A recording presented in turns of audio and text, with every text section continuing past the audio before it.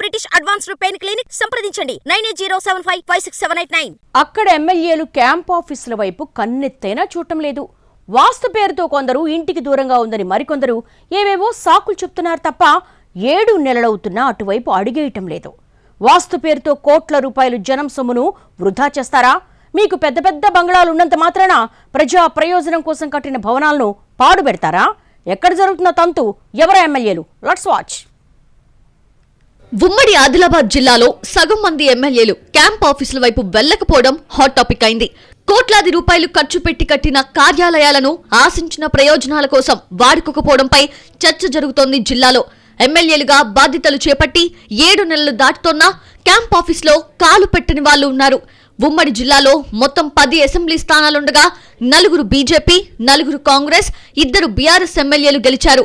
ఇందులో సగం మంది అటువైపే వెళ్లకపోవడంతో క్యాంప్ ఆఫీసులకు ఎప్పుడూ తాళాలు వెక్కిరిస్తున్నాయి.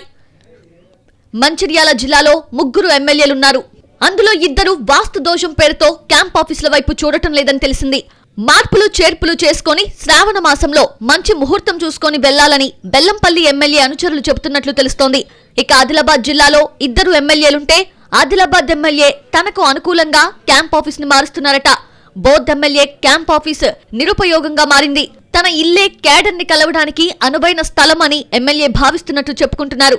నియోజకవర్గంలోని చాలా మండలాలు ఆదిలాబాద్ కి దగ్గరగా ఉండటం, అటువైపు నుంచి వచ్చే వాళ్లంతా నేరుగా నేరడిగొండకు రావడమే ఈజీ అని భావిస్తున్నట్లు తెలిసింది. ఇక నిర్మల్ జిల్లాలో 3 నియోజకవర్గాలుండగా 3 అడపాదడపా మాత్రమే వెళ్తున్నట్టు తెలిసింది.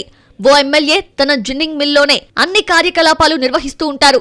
మరో ఎమ్మెల్యే నియోజకవర్గానికి వచ్చినప్పుడు ఇంటి దగ్గరే ఉంటారు. ఇంకొక ఆయన సైతం అందరినీ ఇంటికే రమ్మని చెబుతుంటారట. నియోజకవర్గ కేంద్రం ఇంటికి దూరంగా ఉండటమే అందుకు కారణమంటున్నారు. గడిచిన 7 నెలల్లో ఈ 3 వేళ్ల మీద లెక్క పెట్టే అన్నిసార్లు మాత్రమే క్యాంప్ ఆఫీసులకు వెళ్లారు. కొమరం భీం జిల్లాలో 2 అసెంబ్లీ సెగ్మెంట్స్ ఉండగా ఆసిఫాబాద్ ఎమ్మెల్యే ఇంటికి ఎక్కువ ప్రాధాన్యమిస్తూ క్యాంప్ ఆఫీస్ ని అప్పుడప్పుడు వాడుతూ ఉంటారట. సిర్పూర్ టీ ఎమ్మెల్యే అయితే కేవలం జాతీయ జెండా ఎగరేసినప్పుడు మాత్రమే క్యాంప్ ఆఫీస్ కి వెళ్లారన్నది లోకల్ టాక్. వాస్తవానికి నియోజకవర్గ కేంద్రంలో ఎమ్మెల్యే అందుబాటులో ఉంటే ప్రజలు బాధలు చెప్పుకోవడానికి వీలుగా ఉంటుందనే ఉద్దేశంతో కోట్ల రూపాయలు ఖర్చు పెట్టి నాడు క్యాంప్ ఆఫీసులు నిర్మించారు.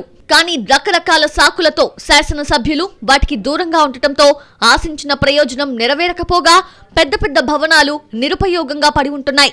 ఇప్పటికైనా ప్రజాధనం వృధా కాకుండా సమర్థంగా వాడుకోవాలన్నది విస్తృత అభిప్రాయం.